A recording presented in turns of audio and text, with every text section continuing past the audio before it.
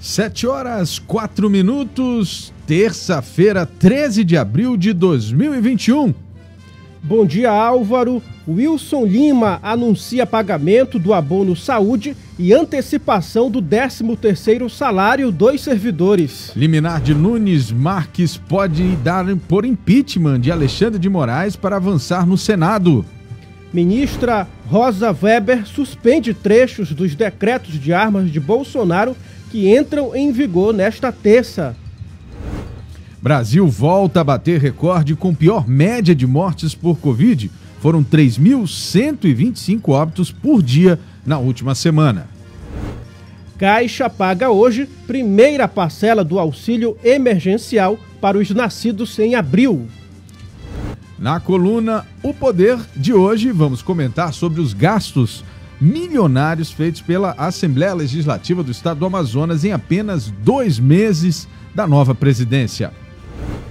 Você também fica bem informado sobre o trânsito ao vivo e as ocorrências policiais. Este é o seu Jornal da Cidade de hoje, o seu Jornal das 7.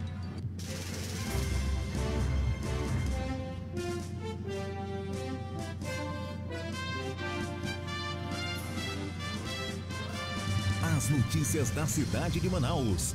Polícia, emprego, comunidade, as últimas informações do Brasil e do mundo. Começa agora. Jornal da Cidade. Agora vamos conferir as manchetes dos principais jornais do país, Álvaro. Vamos começando então pelo estado de São Paulo, que traz na sua capa a manchete principal de hoje: Pacheco decide alvos de CPI sob pressão do governo e da oposição. Senadores governistas têm assinaturas para outra CPI que atingiria governadores. Bolsonaro terá folga no teto para gastar mais em 2022. Mas também coquetel contra a Covid é eficaz, afirma a farmacêutica.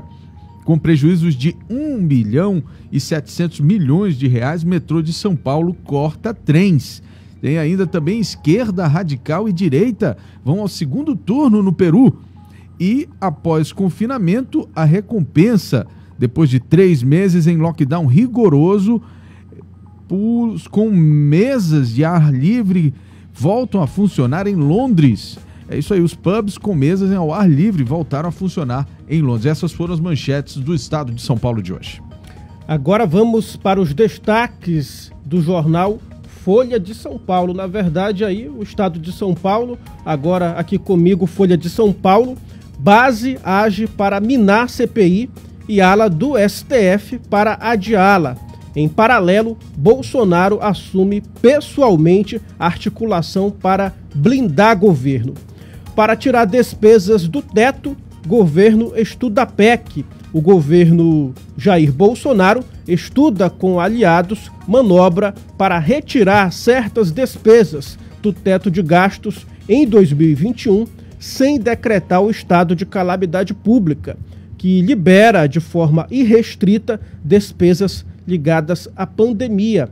E ainda aqui na capa do jornal Folha de São Paulo, Rosa suspende partes de decretos sobre armas. Rosa Weber, do STF, suspendeu trechos de 4 decretos presidenciais que flexibilizavam posse e porte de arma a partir de hoje. E ainda, jovens são maioria em internações nas UTIs do país. Receita adia prazo de declaração do IR para 31 de maio. Tudo isso aqui, os destaques do jornal Folha de São Paulo, Álvaro. Tá certo, vamos agora ao estado de Minas Gerais, que traz na manchete principal ameaças, acusações e a CPI nem começou. Antes mesmo da indicação da Comissão Parlamentar de Inquérito sobre a situação da pandemia pelo governo federal, já temos aí uma briga instaurada entre o presidente Jair Bolsonaro e o senador Randolfo Rodrigues. Ministro faz apelo para que vacinados tomem segunda dose. Atraso na busca pelo reforço contra a Covid-19 preocupa o Ministério. Em Minas Gerais, por exemplo, o maior déficit é dos profissionais da saúde. Alerta de outono, né? Mas ar seco deve atingir a capital mineira, Belo Horizonte, aí nesse período do ano que se aproxima. Receita adia a entrega do imposto de renda até 31 de maio. Empresários de BH preso por tráfico de drogas. Essas foram as manchetes do Estado de Minas de hoje. Agora eu tenho os destaques do jornal O Globo. Para tirar foco de Bolsonaro, governo articula a segunda CPI. Ministros do STF reagem à gravação do presidente com o senador. E ainda, país tem 1.105 cidades sob ameaça de falta de oxigênio. Pesquisa do Conselho de Secretarias Municipais de Saúde, com 2.465 municípios, mostra que insumo pode faltar em 10 dias. Reino Unido, imunizado, inicia a volta ao normal. Com mais da metade da população adulta já vacinada na primeira dose e após 3 meses de confinamento estrito, os britânicos correram ontem para pubs, lojas e salões de beleza que reabriram na segunda fase do plano de flexibilização. Casos de Covid caíram 90% do país. Muito bem. Jornal da Cidade. Vamos agora às manchetes do Correio Brasiliense na capital federal, que traz o seguinte destaque: Bolsonaro quer mais gente na mira da CPI. A articulação do governo no Senado busca incluir governadores e prefeitos no foco da CPI da Covid a ser instaurada hoje, né, lá no Congresso. Partido ameaça expulsar Cajuru por subserviência. Cidadania entendeu que senador goiano foi submisso em conversar com o presidente da República. Bares e restaurantes do Distrito Federal vão poder abrir até às 9 da noite. Essa é a decisão do governo do Distrito Federal, que finalizou algumas medidas restritivas de combate à pandemia. O toque de recolher de 10 da noite às 5 da manhã está mantido, basicamente, anunciou o secretário da Casa Civil, Gustavo Rocha. Haverá 4 alterações que serão detalhadas hoje em um novo decreto no Distrito Federal. Ministro promete 30 milhões de doses em abril. Brasil registra mais 1.480 mortes. Total é de 354.600. E TCU determina a distribuição de testes estocados. Estas foram as manchetes do Correio Brasiliense de hoje. Agora vamos conferir os destaques do Jornal 0 Hora, aqui na manchete principal.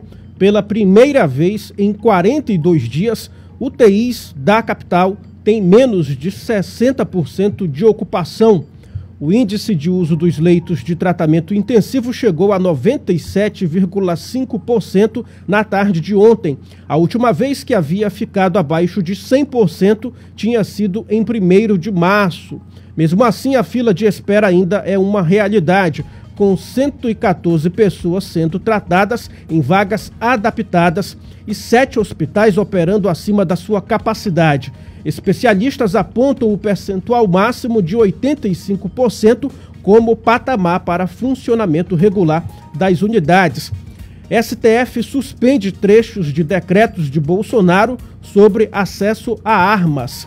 prazo para a entrega do imposto de renda é adiado para 31 de maio. Mais da metade dos idosos acima de 79 anos ainda tem de tomar a segunda dose. Aqui o RS, Rio Grande do Sul, está entre os estados que mais aplicaram a primeira dose contra a Covid-19, mas precisa estar atento ao ciclo completo, que é a forma de garantir a proteção máxima. Álvaro. Muito bem, vamos então encerrando aqui as manchetes dos principais jornais do dia, falando do jornal A Crítica aqui do estado do Amazonas, que traz as seguintes manchetes em destaque. STF suspende trechos do decreto das armas. Juristas veem motivo para impeachment de Jair Bolsonaro por conspiração no Cajuru Gate. Já tem até nome, né? O papo do Cajuru com o presidente. Pacote de medidas no Amazonas. Estado injeta 300 milhões na economia. O governo do Amazonas vai antecipar para o mês de maio o pagamento da primeira parcela do 13º salário dos servidores, além de pagar nesta semana um abono de 25 mil para trabalhadores da saúde. Temos também aqui Eldorado fechado por 15 dias. Fechamento foi determinado pelo governador ontem, após bares da praça registrarem aglomeração de pessoas. Sim, não, reeleição tem apoio de Marcelo. Vice-presidente da Câmara declarou apoio à permanência de Omar Aziz no Senado. Braga e Plínio assinam CPI alternativa. E tem também biotecnologia. Amazonas prospecta negócios. E operação. Policiais são presos por tráfico e furto. Essas foram as manchetes do seu Jornal A Crítica desta terça-feira, 13 de abril de 2021.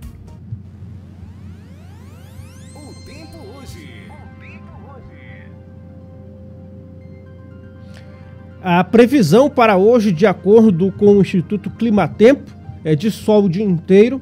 De acordo com o Instituto, pode chover qualquer hora do dia. Mínima de 23 graus e máxima de 33 graus.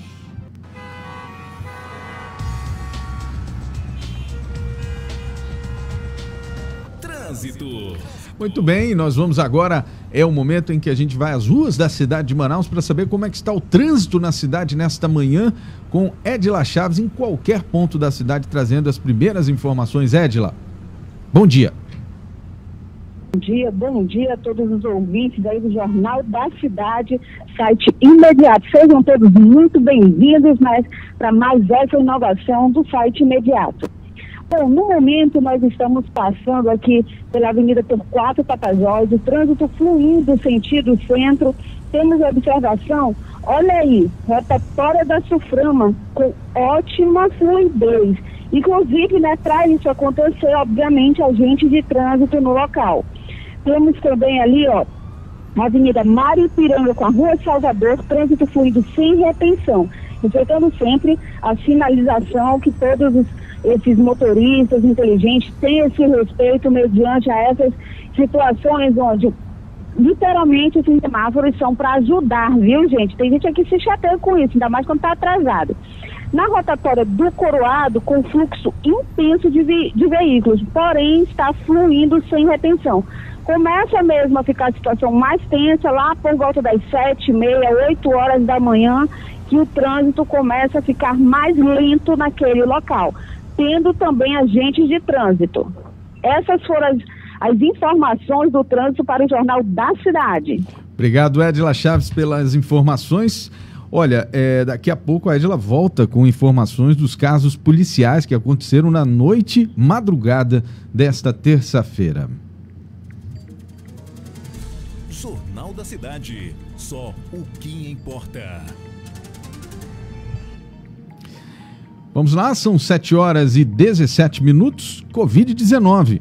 O país registrou 1.738 mortes pela Covid-19 nas últimas 24 horas e totalizou nesta segunda-feira 355.031 óbitos desde o início da pandemia.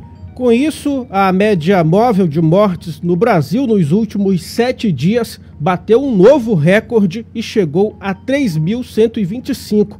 É a pior média móvel de mortes pela doença já registrada. Em comparação à média de 14 dias atrás, a variação foi de mais de 15%, indicando tendência de estabilidade nos óbitos pela doença. 9 estados e o Distrito Federal estão com alta nas mortes. Entre esses estados está São Paulo, Rio de Janeiro e Belo Horizonte. Estão, né?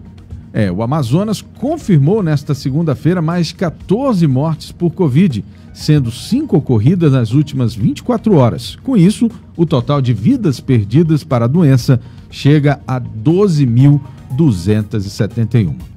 O estado também registrou 489 novos casos do novo coronavírus, totalizando 358.920 casos confirmados da doença. De acordo com o boletim da FVS, mais de 54% dos casos de Covid estão no interior do estado.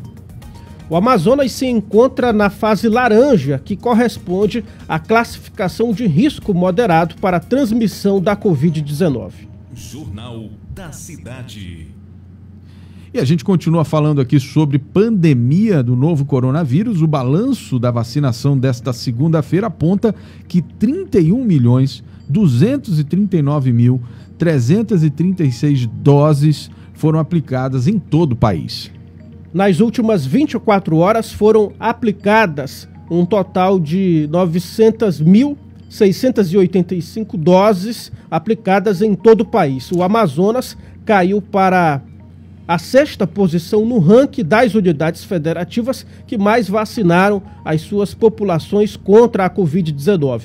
O estado hoje apresenta 11,57% de sua população vacinada. O estado do Rio Grande do Sul está em primeiro lugar em vacinação, com um percentual de 15,05% de sua população vacinada.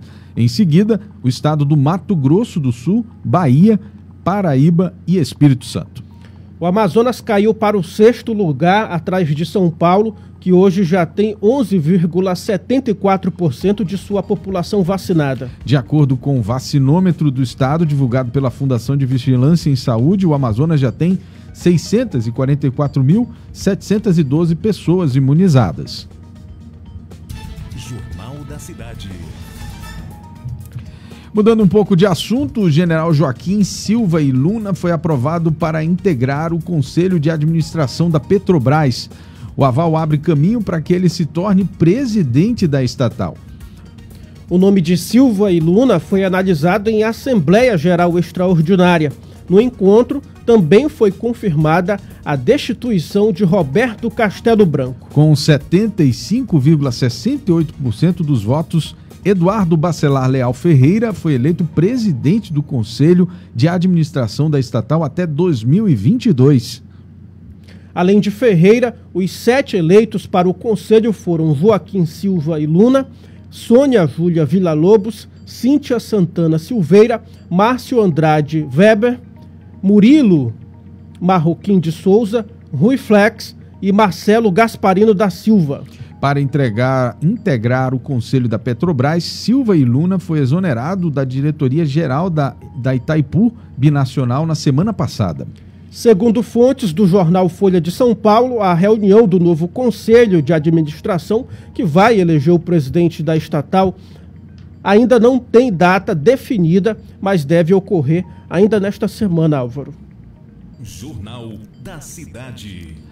O Wilson Lima anuncia medidas que vão injetar 300 milhões na economia do Amazonas. É isso mesmo, o governador do Amazonas, Wilson Lima, anunciou nesta segunda-feira medidas que vão injetar 300 milhões de reais na economia do estado, contribuindo aí para reduzir os impactos da pandemia da Covid-19 na atividade econômica. Uma dessas medidas é a antecipação da primeira parcela do 13º salário para os servidores estaduais ativos e inativos. Outra medida é o pagamento, na próxima sexta-feira, dia 16, de abono para mais de 25 mil profissionais da saúde em parcela única. A antecipação da primeira parcela do 13º salário para 80 mil servidores ativos e 43 mil servidores que estão na inatividade será efetuada nos dias 20 e 21 de maio. Com isso, será injetado aproximadamente 270 milhões para aquecer a economia. A decisão da Receita Federal de adiar em um mês o prazo de entrega da declaração do imposto de renda pessoa física não alterou o calendário de restituições. O contribuinte continuará a receber o reembolso em 5 lotes mensais de 31 de maio a 30 de setembro. Segundo a Receita, quanto antes enviar a declaração, mais cedo o contribuinte vai receber a restituição. No primeiro lote, no fim de maio, terão prioridade os brasileiros com mais de 60 anos de idade, sobretudo os que têm mais de 80 anos, as pessoas com deficiência física ou doença grave e os contribuintes que têm o magistério como fonte principal de renda. Os demais lotes serão pagos em 30 de junho, 30 de julho, 30 de agosto e 30 de setembro. Receberá primeiro quem tiver enviado a declaração antes. Para os trabalhadores que fazem parte do Bolsa Família, os pagamentos começam em 16 de abril. Os pagamentos da primeira parcela do benefício para todos os públicos, na verdade, vão até 30 de abril.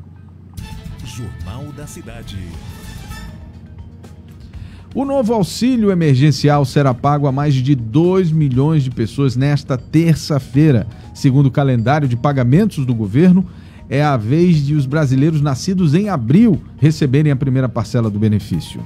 Os pagamentos começaram na semana passada e já chegaram a 7 milhões de pessoas nascidas em janeiro, fevereiro e março. O calendário de pagamento da primeira parcela do novo auxílio emergencial segue até o 30 de abril, de acordo com o mês de nascimento dos trabalhadores. Os recursos devem ser utilizados pelas contas sociais digitais do Caixa Tem, pois os saques só serão liberados em maio.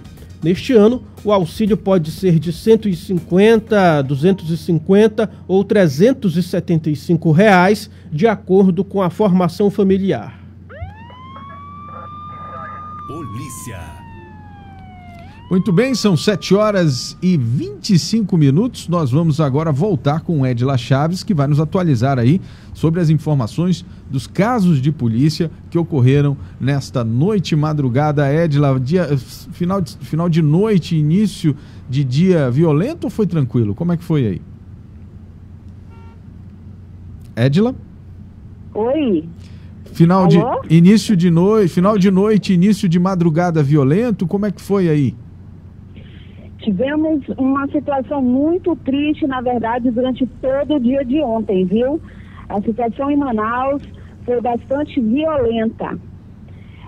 O crime que mais me chamou a atenção foi o caso do filho que, por conta de um corte de cabelo, acabou desferindo golpes de facas no pai.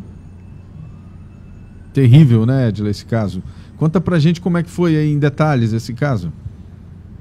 Bom, seu José Maria Souza da Silva, de 38 anos, morador do Beco Raquel, no bairro de Petrópolis, ao conversar com o filho de 18 anos para que o menino, por se apresentar ao exército, precisaria fazer um corte de cabelo, ele não aceitando, entraram em uma discussão e, com isso, o jovem simplesmente pegou uma faca e desferiu 4 golpes contra seu pai. Após perceber a situação, então, ele tentou fugir, correndo ali, pulando o muro do Tribunal de Justiça do Amazonas, sendo preso naquele momento pelo policial que lá se encontrava, pois o questionou por que estaria pulando o muro e principalmente suas mãos cheias de sangue.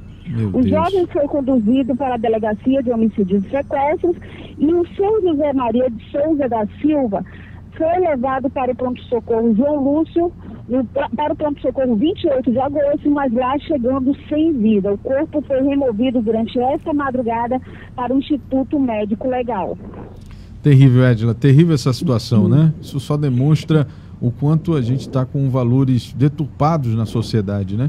Por conta de algo tão banal, você tirar a vida de quem te deu a vida, realmente isso nos assusta a cada vez mais.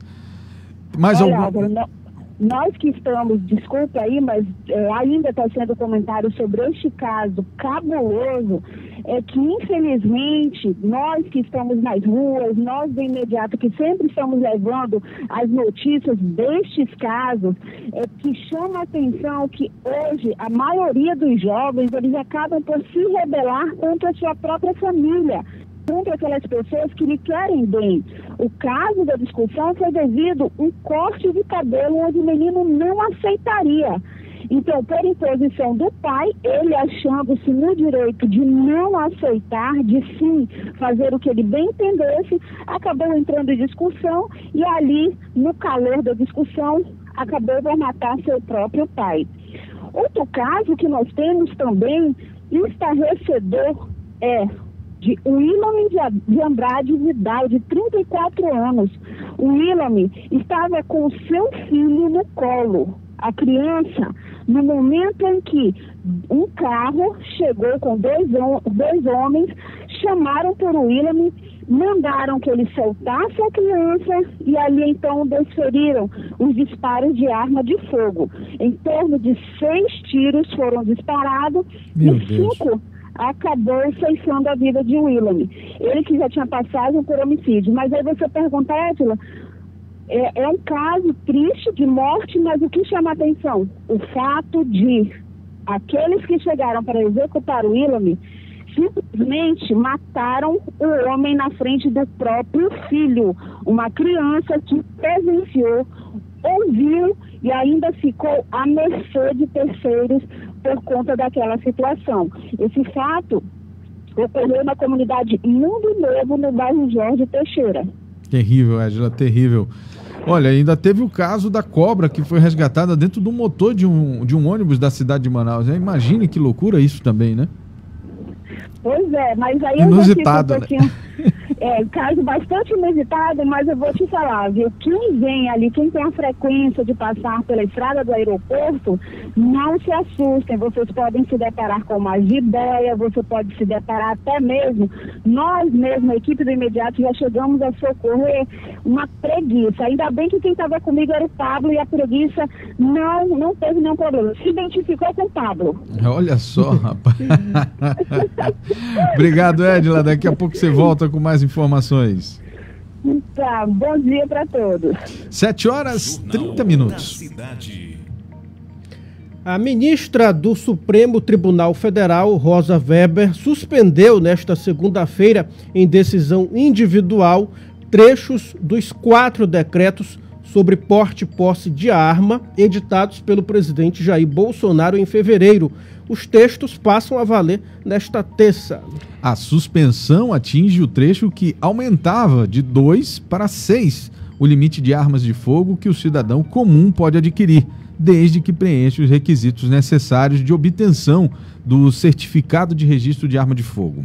Outra suspensão do decreto está o trecho que permitia que policiais, agentes prisionais, membros do Ministério Público e de tribunais comprassem 2 armas de fogo de uso restrito, além das 6 de uso permitido. A ministra do STF suspendeu ainda o trecho de outro decreto publicado na mesma data que ampliava, em grande escala, os limites para compras de armas e munições para caçadores, atiradores e colecionadores.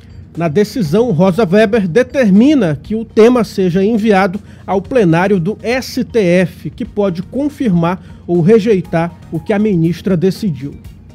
Jornal da Cidade. Bom, e ainda falando sobre o judiciário, o ministro Nunes Marques foi escolhido por sorteio para relatar uma ação que pretende obrigar o Senado, a dar andamento no pedido de impeachment do ministro Alexandre de Moraes. A ação foi protocolada no STF nesta segunda-feira pelo senador Jorge Cajuru e segue o mesmo princípio de uma outra decisão na qual o ministro Barroso ordenou que o Senado abra uma CPI para apurar as ações do governo federal na pandemia da Covid-19. Cajuru alega que Pacheco tem sido omisso. É possível que Nunes Marques conceda uma liminar que obrigue Pacheco a iniciar o rito do impeachment. Pacheco pode rejeitar o pedido, o que levaria a decisão sobre o impeachment de Alexandre de Moraes ao plenário do Senado. Com Bruno Mazieri. Vamos então agora conversar com meu amigo Bruno Mazieri, que já está na linha. Bruno, bom dia. Bom dia, Thiago, e bom dia a você que nos acompanha aí no Jornal da Cidade. Bruno, vamos falando aqui do primeiro assunto, né, Thiago? A Assembleia Legislativa do Amazonas gastou, olha só, mais de 2 milhões de reais com publicidade e propaganda nos meses de fevereiro e março deste ano, os primeiros 60 dias do deputado estadual Roberto Cidade como presidente da casa.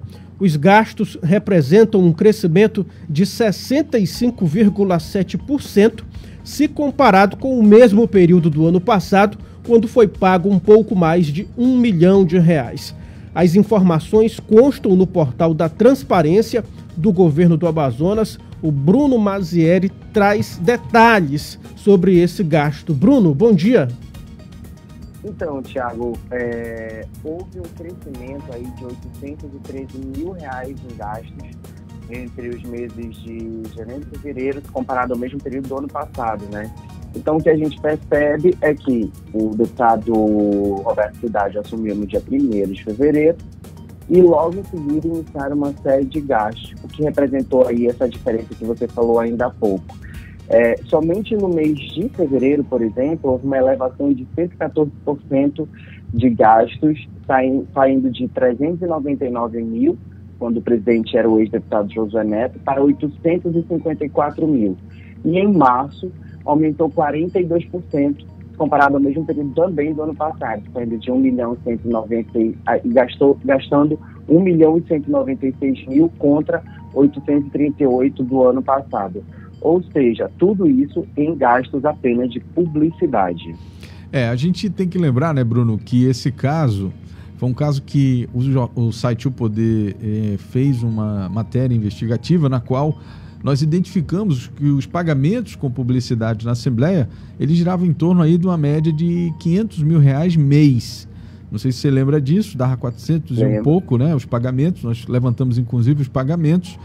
O que a gente questionou na época, e a gente refaz esse questionamento aqui, é que publicidade a Assembleia faz, né? Porque a gente vê campanha do governo, a gente vê campanha da prefeitura, a gente vê, enfim, a publicidade governamental e municipal acontecendo normalmente, mas não vejo a Assembleia fazendo nenhum tipo de publicidade que justifique o gasto de 1 milhão de reais, que é o dobro daquilo que nós já vínhamos falando no ano passado, na gestão do deputado Roberto Cidade.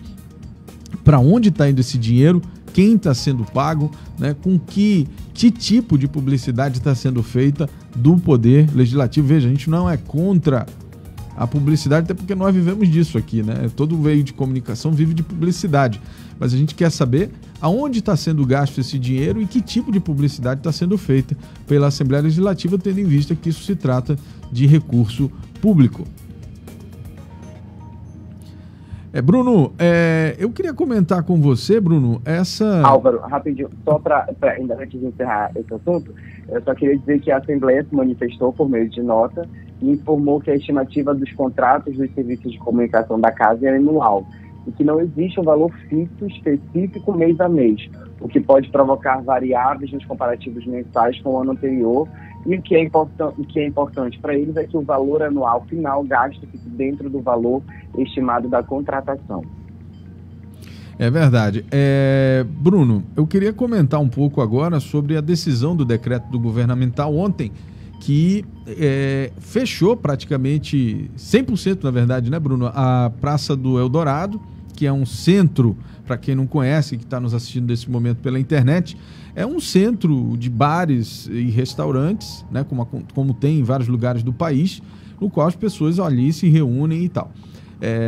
Na semana passada, né, 7 dias antes, o governador chegou a liberar o funcionamento de bares e restaurantes, com algumas restrições, aquela restrição de 50%, aquela coisa toda.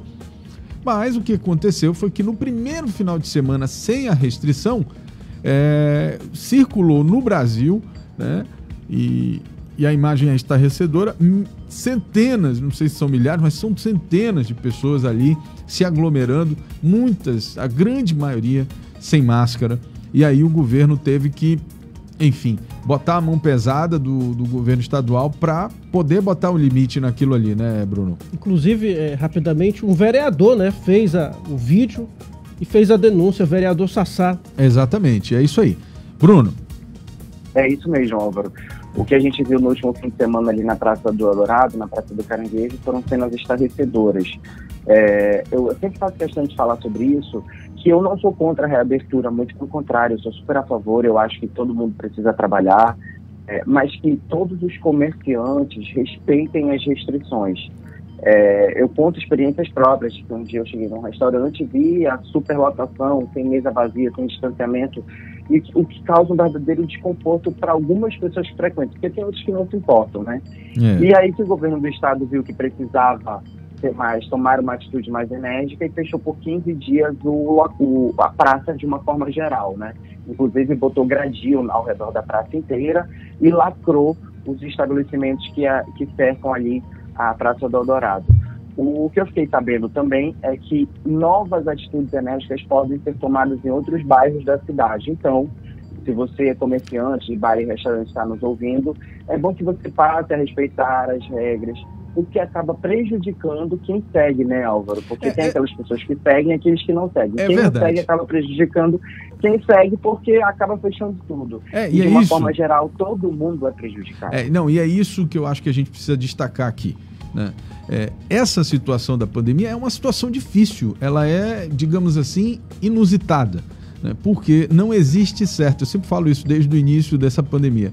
Tudo que você fizer, ela vai prejudicar alguém de alguma forma. Por quê? Porque restringir a vida das pessoas é algo que a humanidade não está acostumada, pelo menos a humanidade moderna, né? Então a gente não está acostumado a ficar trancado em ambiente nenhum e só sair quando autorizado.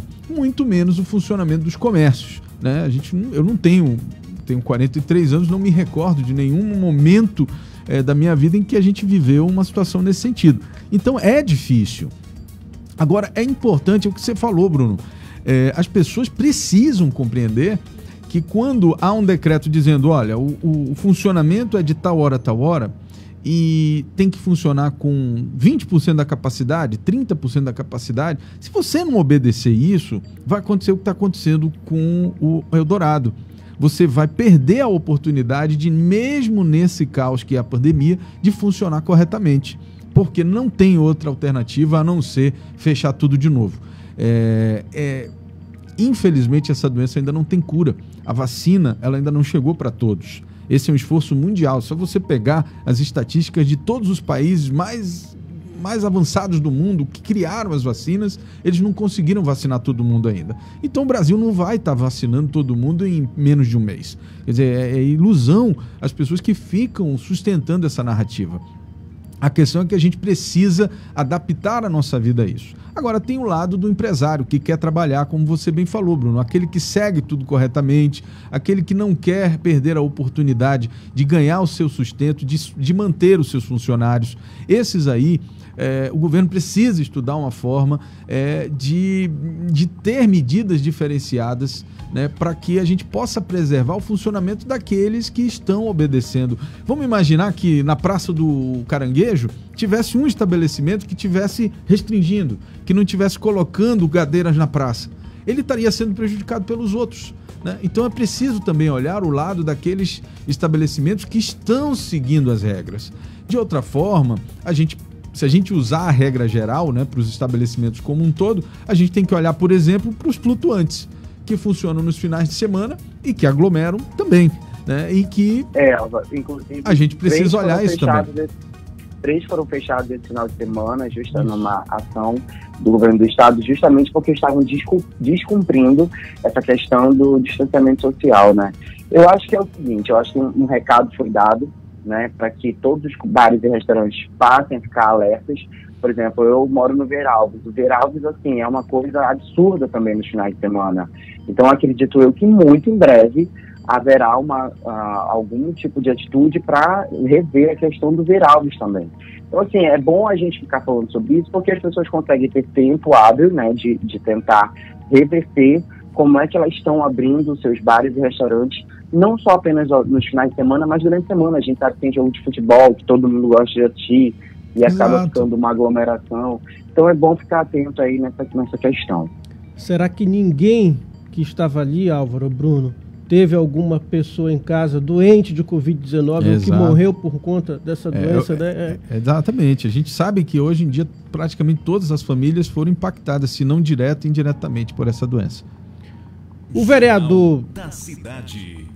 Agora sim, o vereador Wallace Oliveira, do PROS, repudiou a decisão do Supremo Tribunal Federal, STF, sobre manter a restrição temporária de atividades religiosas coletivas presenciais na manhã desta segunda-feira 12, no plenário da Câmara Municipal de Manaus. A decisão foi deferida para o estado de São Paulo como medida de enfrentamento da pandemia da Covid-19. O parlamentar declarou sua defesa em relação ao que denominou um tipo de perseguição às igrejas e templos religiosos. O Bruno, né, tem mais detalhes também sobre esse assunto.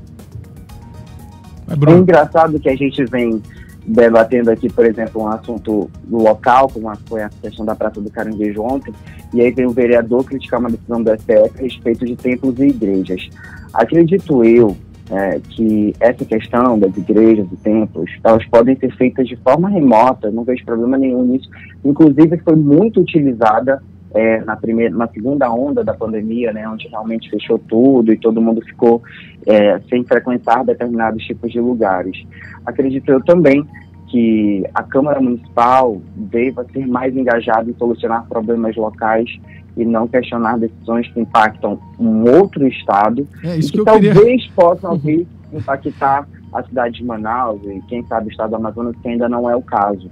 Mas de certo é que deveria haver um trabalho mais efetivo para tentar solucionar os nossos problemas, que são muito mais importantes do que neste exato momento que estão acontecendo na cidade de São Paulo, no estado de São Paulo.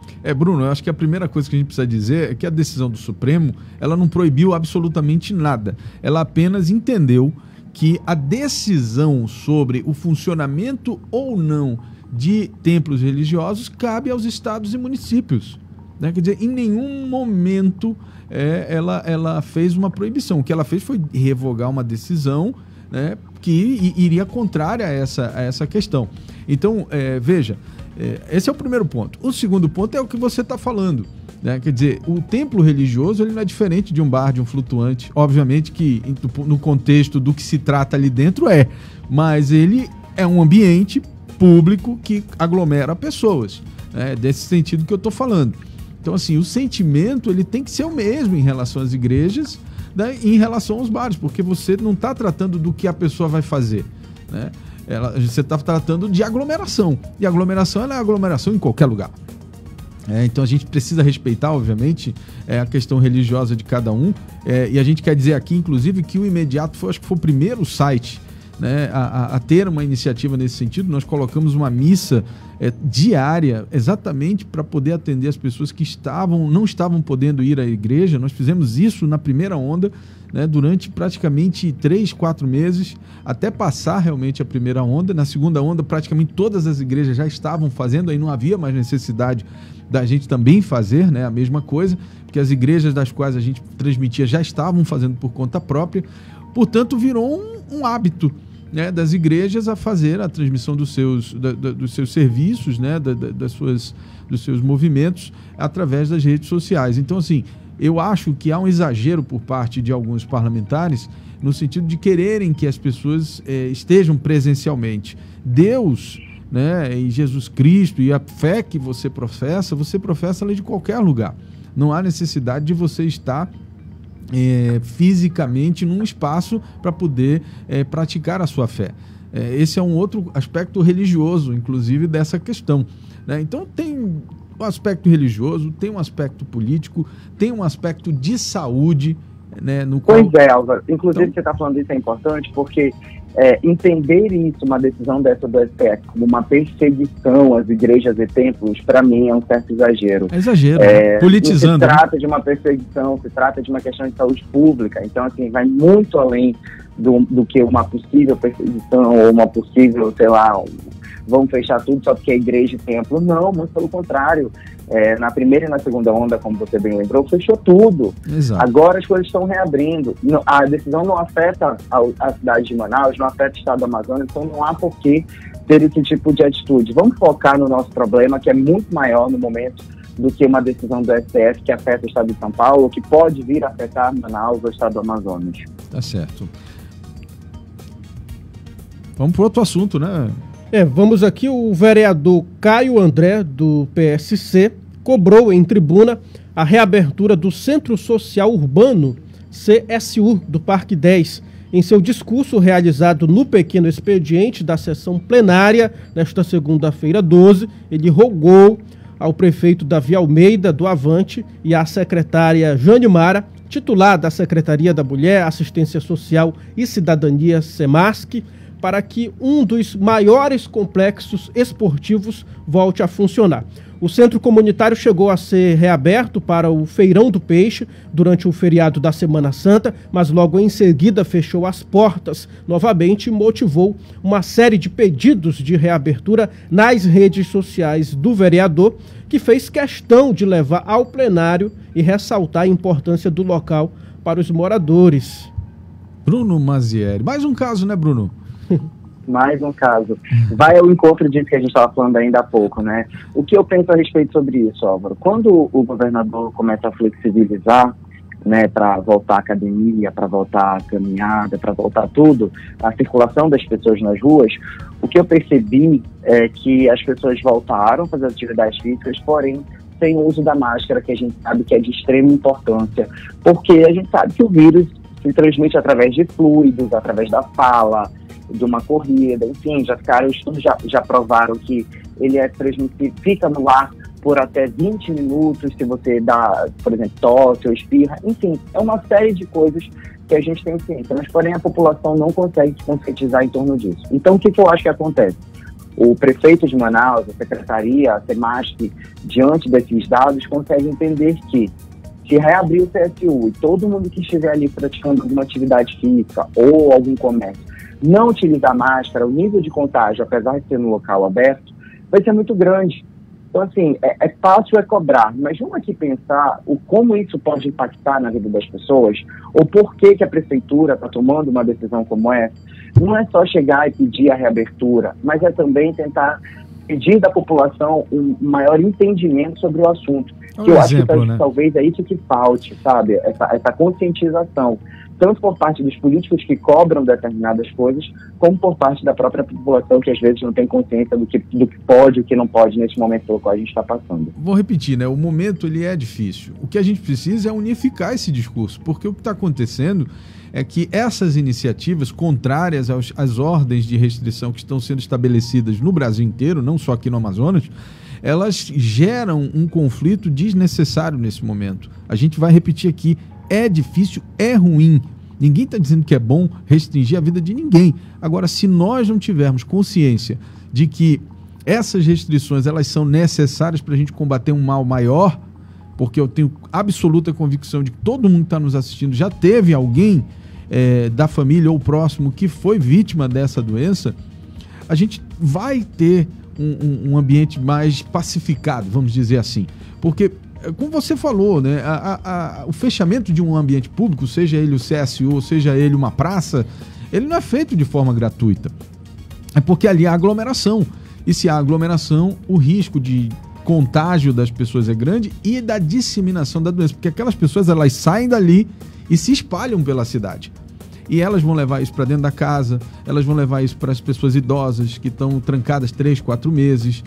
Teve o caso agora da família da Ivete Sangalo, gerou até uma polêmica, porque o marido da Ivete chegou a fazer um comentário dizendo que talvez tivesse sido a babá de um dos filhos que chegou lá com a doença, Mas assim, apesar da discussão em torno da questão do trabalhador e tal, tem uma questão de saúde aí, né? Que é exatamente isso. Você tem famílias que estão trancadas em casa há muitos meses.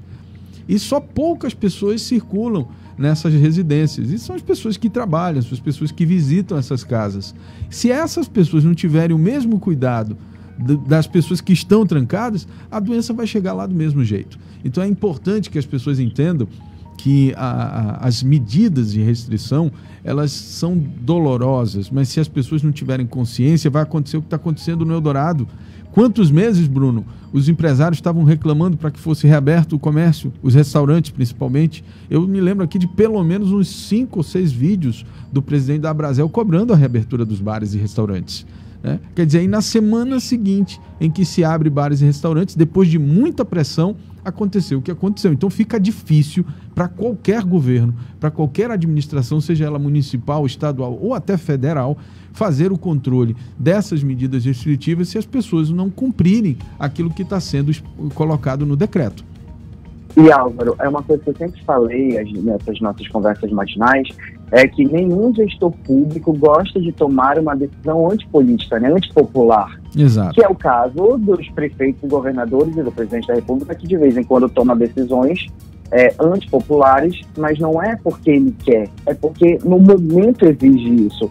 Então, quando o governador Wilson Lima toma determinada decisão, quando o prefeito Davi Almeida toma determinada decisão, não é porque ele quer tomar aquela decisão para ficar ruim com a população, muito pelo contrário, ele quer tentar conter um vírus que pode atrasar ainda mais e causar mais prejuízo que já está causando na nossa cidade, principalmente na economia do estado e na economia da cidade de Manaus. Eu, inclusive, vi um vídeo ontem de um empresário do Eldorado, acho que ele gravou logo após o fechamento, né? Eu acho que era um advogado que representava os empresários dali. E ele gritava, ele era muito contundente na sua crítica à medida do governo, né? Só que os bares não fizeram a sua parte, né? Então, assim, a gente compreende perfeitamente a necessidade das pessoas de trabalhar, de ganhar o seu sustento, mas ninguém obedeceu às regras de restrição, de uso de máscara, de álcool em gel. Aquelas imagens mostram claramente que muitas pessoas, os ambientes ali, né, os bares, não estavam exigindo o uso da máscara dos seus clientes. Ali também você via claramente que os bares não estavam respeitando o limite de 50%, de 20%, tá entendendo? Então, assim, é muito complicado você agora, depois de uma medida dura, né, porque é uma medida dura, você ouvir o clamor desses empresários querendo trabalhar. Ora, se queriam trabalhar, tinham que ter respeitado aquilo que estava dizendo o decreto, porque senão isso vai se espalhar para outros bares e restaurantes da cidade e isso é ruim para todo mundo. Bruno, quero agradecer, Bruno, pela participação aqui. Obrigado a você, Álvaro. Obrigado, Thiago. Até amanhã, se Deus quiser. Se Deus quiser. Obrigado, Bruno. Poder.com com Bruno Mazieri. São 7h55 em Manaus. Vamos falar agora de economia, é isso, Thiago? Isso mesmo, Álvaro. Vamos falar de economia. Saiba agora os valores dos produtos da cesta básica aqui na capital, de acordo com o site Busca Preço da Cefaz. Olha só, o quilo da farinha, muito popular aqui no Amazonas, está custando uma média de R$ 4,40. O maior preço apresentado no site Busca Preço é de R$ 14,00 em alguns pontos da cidade. Destaco que existe uma pequena diferença pela marca do produto. A famosa farinha ovinha custa em torno de R$ 12,00. Agora vamos falar sobre o valor do quilo do arroz, né? De acordo com o site Busca Preço, o quilo está custando aí a partir de R$ 4,35. Caro, né? Em vários pontos da cidade. O maior valor chega a passar R$ 9,00. Então essa é uma boa oportunidade para você economizar consultando o site Busca Preço. Essas dicas de valores de produtos você pode encontrar no site buscapreço.cefaz. Jornal da Cidade. A Secretaria Executiva de Trabalho e Emprego divulga 114 vagas de emprego para esta terça-feira. Os interessados devem enviar os currículos para o e-mail vagascineamazonas@gmail.com. No currículo 19 horas, horário de Brasília, em qualquer lotérica do país ou pela internet, no site da Caixa Econômica Federal. A probabilidade de vencer em cada concurso varia de acordo com o número de dezenas jogadas e do tipo de aposta realizada. Para uma aposta simples, por exemplo, com apenas 6 dezenas, o preço de R$ 4,50, a probabilidade de ganhar o prêmio é de 1 em 50 milhões. Mas vale a pena testar. Vai que você é esse 1, né?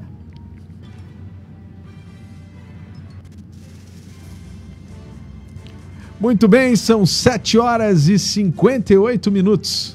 Você acabou de ouvir o Jornal da Cidade, o seu noticiário das 7 da manhã, de segunda a sexta, aqui no site Imediato. Esta edição teve a apresentação de Álvaro Corado e Tiago Gonçalves. Operação de áudio de John Andrew, produção e edição de Jonatas Souza. Todo este conteúdo é produzido pela equipe da Rede Norte Digital.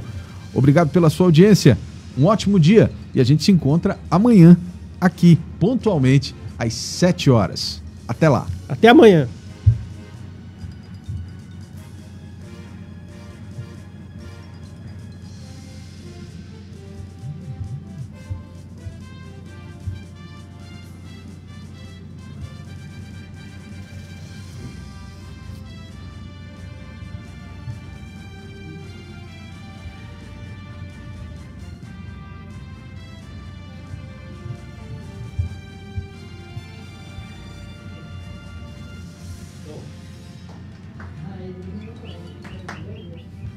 Deu certo, hein? Quem que colocou aqui apoio, Marcos e Pablo, a gente nem viu. Ele botou Caramba. depois que a gente lê. Ele foi pra essa filha da mãe, o cara, pra não ler mesmo. Improvisado, pô, tem que falar. Já botou minúsculo, pode ver. Apoio técnico, Marcos o quê? Silva, né? E Pablo Medeiros. Pronto. Olha, tudo certo, olha, Deus apoio nós.